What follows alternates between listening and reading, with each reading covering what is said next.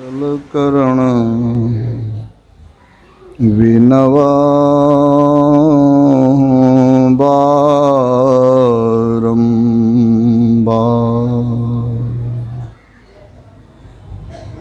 परमात्म तत्व में प्रतिष्ठित आराध्य देव के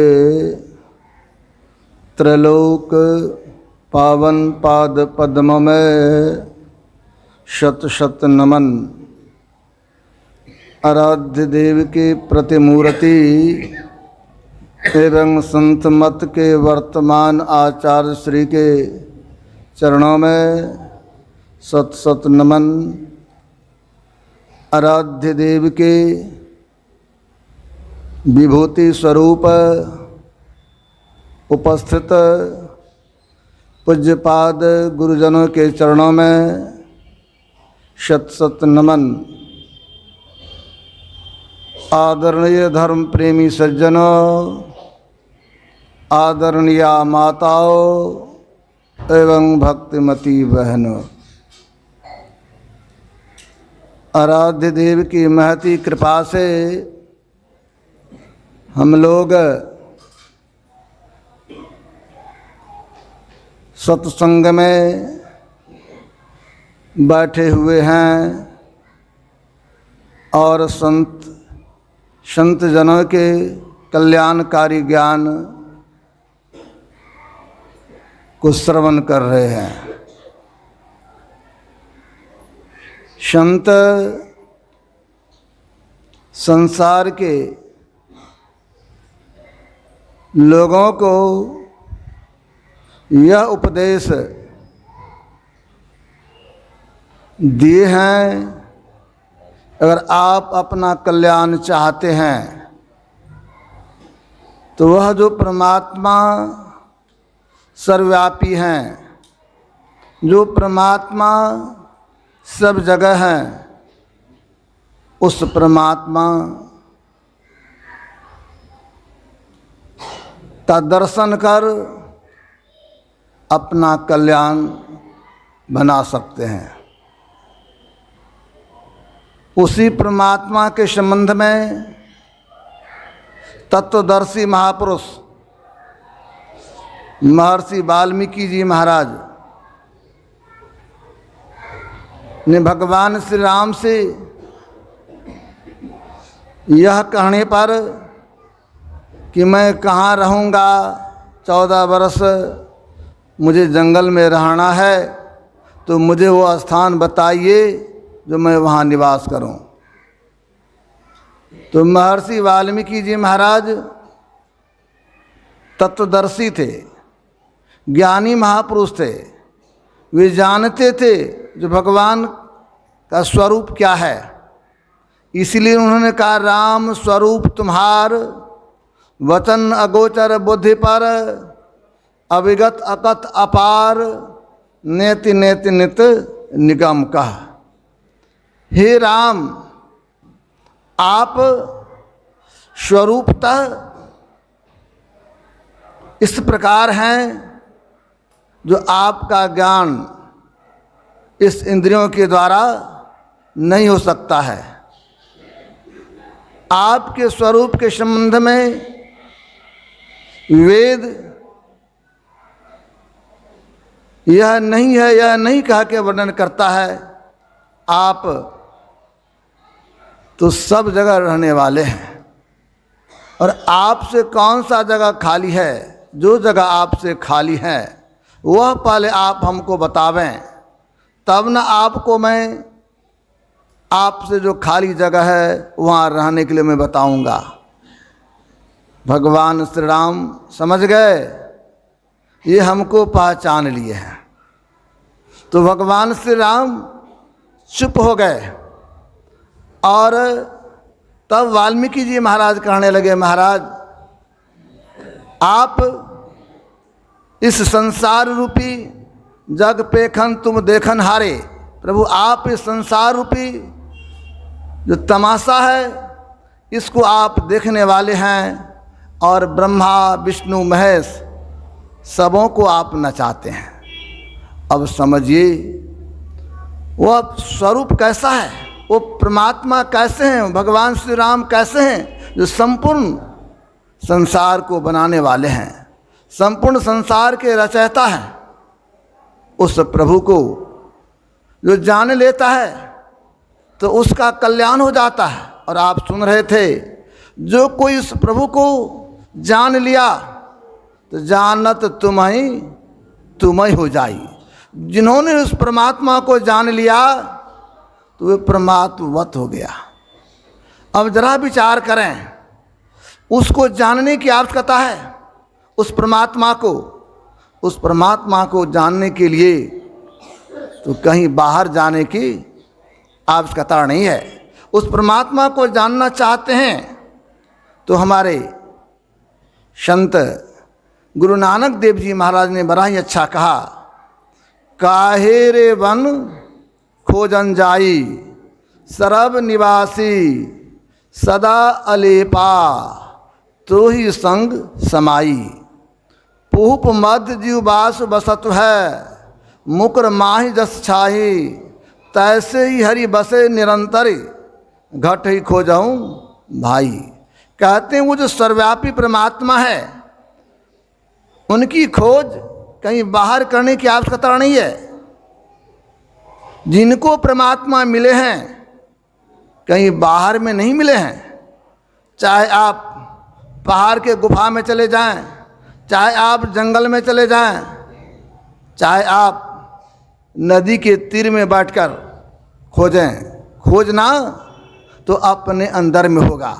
जो कोई अपने अंदर में धंसते हैं तब उस प्रभु को पाते हैं, और उस प्रभु को पाना चाहते हैं, अपने अंदर में धंसना चाहते हैं, तो अपने अंदर धंसने के लिए हमारे आराध्य देव कहने कृपा किए, उस परमात्मा को, उस राम को जानना चाहते हैं तो उनको जानने के लिए अपने अंदर चलिए।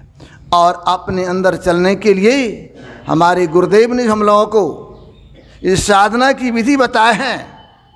मानस जप, मानस ध्यान, दृष्टियों की साधना और नादानुसंधान, यह 4 प्रक्रिया हमारे गुरुदेव हम लोगों को बताए हैं।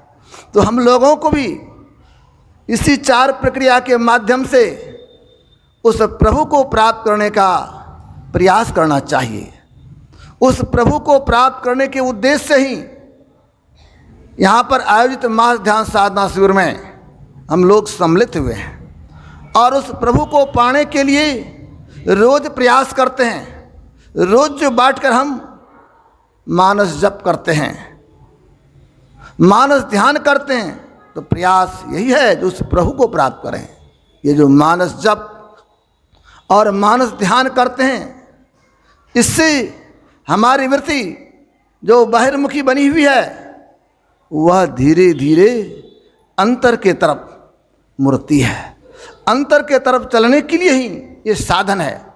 और जो साधक इस साधना में प्रवीण होते हैं, जो मानस जप और मानस ध्यान ठीक ठीक करते हैं, उन्हीं को दृष्टि योग की साधना होती है। यही बिंदु ध्यान कर पाते हैं। और जो कोई बिंदु ध्यान करते हैं तो हमारे संतों ने कहा जो बिंदु ध्यान करेंगे, तभी सुन रहे थे, उनको दूरदर्शन की क्षमता प्राप्त हो जाती है।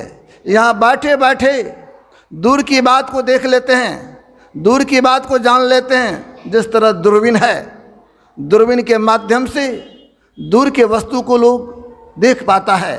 तो हमारे आराध्य देव कहने कृपा की, एक बिंदुता दूरबीन हो। फिर दूरबीन क्या करे? कहते हैं जिनको बिंदु की प्राप्ति हो गई है, वह दूर के वस्तु को बैठे बैठे देख लेते हैं। जरा विचार कीजिए। और जो बिंदु ध्यान करते हैं तो उनको क्षमता हो जाती है उस नाद को सुनने का। हमारे आराध्य देव कहने कृपा किए, ये नादानुसंधान लड़कपन की खेल नहीं है, लेकिन इसको नहीं करें ऐसी बात नहीं है। गुरुदेव यह भी कहते हैं, जिनको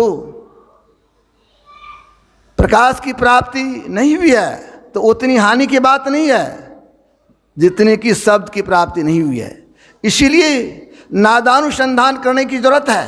उसी बिंदु ध्यान के संबंध में अभी हमारे वाल्मीकि जी महाराज कहे, जो बिंदु ध्यान कैसे तो सुन रहे थे, लोचन चातक जिन करी राखे, जो उस चातक के पक्षी के जैसे अपने अंदर में अपने दृष्टि को टिका के रखता है। इसी को हमारे आराध्य देव कहने की कृपा की, ध्यानाभ्यास करो सद सद ही चातक दृष्टि बनाई हो। ये चातक दृष्टि बनाने के लिए यहाँ भी गुरु महाराज कहते हैं और वाल्मीकि जी महाराज भी कहते हैं, जो चातक पक्षी के जैसे अपने दृष्टि को बना के रखता है उस बिंदु के प्रति। तो समझिए, जिनको बिंदु मिल गया तो लोग कहते हैं उनको भव सिंधु से तरने की नौका मिल गया। इसलिए बिंदु ध्यान जो करेंगे तब बड़ा लाभ होगा। और जो बिंदु ध्यान करते हैं तब जिनकी दृष्टि सिमटती है तब सब सुनने की बात होता है। जिनकी दृष्टि टिकती है उनको सब सुनने की बात होता है। हमारे पूज्यपाद अभी विराजमान है, पूज्यपाद जी महाराज कह रहे थे, जब गुरु महाराज के पास एक सज्जन, जो अच्छे सज्जन थे, विद्वान थे, वे गुरु महाराज के पास निवेदन किया, हजूर हमको नादानुसंधान बताने की कृपा की जाए। तो गुरुदेव कहने कृपा की जाए, आपकी दृष्टि टिकती है? तो उन्होंने कहा दिया, हाँ हजूर, बहुत देर तक टिक जाती है। तो गुरु महाराज को डांट दिए और हटा दिए। और फिर एक माई जो साधारण थी, वे स्नान करके आई और कहते पूज्य बाबा को, जो हमको नादानुसंधान की क्रिया के गुरुदेव को बताने के लिए। जैसे पूज्यपाद गुरु महाराज से निवेदन किए तो गुरुदेव उनको पूछने की कृपा की, जो दृष्टि टिकती है? जी हजूर, कनी कनी, मतलब कनी कभी कभी कभी। अब गुरु महाराज देखिए संत न हैं, वो जान गए, तो गुरु महाराज उनको बता दिए। तो कहने का भाव, जिनकी दृष्टि टिकती है तो दृष्टि टिके, श्रुति धुन रमय, जिनकी दृष्टि टिकती है उन्हीं को शब्द सुनने को मिलता है। और अपने अंदर में जो शब्द सुनते हैं तो उसी शब्द की चर्चा भी सुन रहे थे। उस शब्द को सुनते हैं और उस शब्द में गुण होता है। जो शब्द जहाँ से आता है उसमें उस तरह का गुण रहता है। जो शब्द परमात्मा के तरफ से आ रहा है उस शब्द में समझिए कितना मिठास होगा, उसमें कितना गुण होगा। बाहर के शब्द को, बाहर में भजन कीर्तन होता है, बाजा बजती है तो लोगों का मन कितना लग जाता है।